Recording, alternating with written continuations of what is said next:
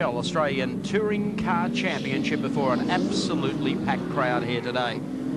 Mark Scaife has pole position with a 108.98. Starting alongside teammate Jimmy Richards in the second Nissan.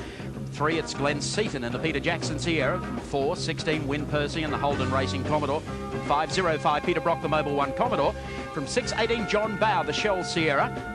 From 7, 17, Dick Johnson, the team leader. And from 8, it's 11, Larry Perkins. From 9, Tony Longhurst, last start winner. From 10, car 8, Colin Bond. Mobil 1 race cam with Peter Brock. We're ready to go racing for the Galar at Mallala. Lights turn to green, and it's the two Nissans off the line with Mark Scaife.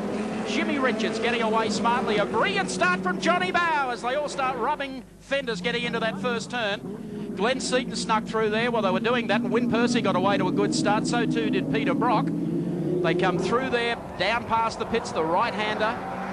And the two Nissans already at this stage of the race starting to open the gap as they go into the right-hander here. A change of cars for Mark Scaife. He has moved into the number 2 car. The car that Jimmy Richards has been campaigning, but by crikey, I'll tell you what, has he been fast here at Mallala over the last couple of days. What about that opening corner with Percy, Bow, Seaton, Brock, all sorts of people getting stuck into that battle there.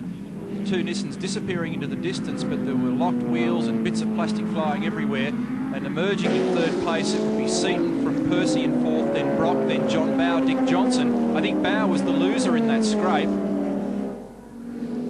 Yes, he was caught on the wrong side of the track for the turn. But Win Percy has moved up right on the tail here of Glenn Seaton and the Peter Jackson Sierra. Brocky is the next one, followed by Bow. Then right behind him, of course, is Johnson. Tony Longhurst, the next one on the queue, then Larry Perkins. Certainly we saw the Nissan look very strong here last year on its debut, and they're looking equally as strong here this year, but the battle behind them should be very intense.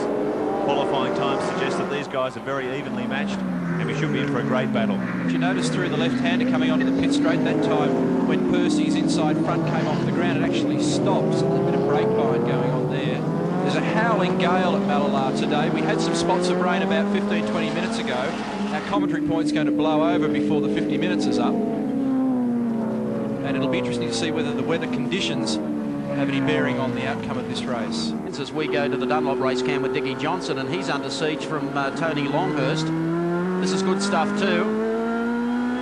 Here's a good example of what 600 horsepower can do for you with 10-inch tyres. Dick's got all the power in the world, and he is getting pasted by Tony Longhurst. And Tony will try and stick him here on the inside as they come out, but Dick's horsepower comes into play. This is the battle for 7th and 8th position. That's an example of what 600 horsepower can do for you as well. If you can actually get it to the road when you straighten up, it's quite reasonable. Now watch this as Dick gets on the brakes. Inch by inch by inch by inch. Longhurst closes on him. See the ground Longhurst makes under brakes there. Now he'll give Dick a terrible time. They'll have trying to get Dick's tyres to go off and then waltz past him and go chasing the next one up on the queue. You can hear that time as Dick was changing up through the gears, he was actually getting wheel spin in either, I don't know, it might have been third or fourth. But that's how much horsepower these little cars have got. Look at Tony. I mean, he's just having a fun time here today. Between the Holdens is hotting up between Percy and Brock as Scaife just blazes off into the distance. Tony decides to try and go the long way. More than anything, he's trying to aggravate Dick into a mistake, and that won't be hard to do because Johnson's an experienced pro, doesn't make too many blunders. Here he comes rushing at him again under brakes. Ducks down the inside, tries to just nibble away at the inside as they come out of the turn. All that horsepower back into play again as Johnson runs up to the right-hand sweeper.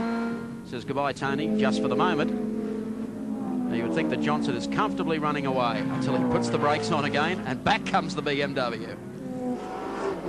Approaching the 20-minute mark now of round 7 of the Shell Australia Touring Car Championship, with Mark Scaife continuing to lead the pack. Car number 2, a comfortable margin over Jim Richards, and the gap increasing all the time. He'll be feeling pretty good about himself at the moment, Mark Scaife. Also contesting the Australian Drivers' Championship this year at Eastern Creek. The shutter coming back through the front wheels on the car. I wonder whether, in fact, Mark Scaife can hear us this afternoon. Are you there, Scaife? I can hear you, Crombo. How you going, mate? All right? All right. Now, Richo's paid me a lot of money to talk to you for about 15 or 20 minutes to hold you up. You don't mind, do you? I do mind just a fraction, pal. You're looking very good, Mark, looking very comfortable. Yeah, I suppose you can never disregard Richo. He never got to be one of the world's best touring car drivers and probably Australia's best by accident, so we're just going to keep our head down, drive the car smooth.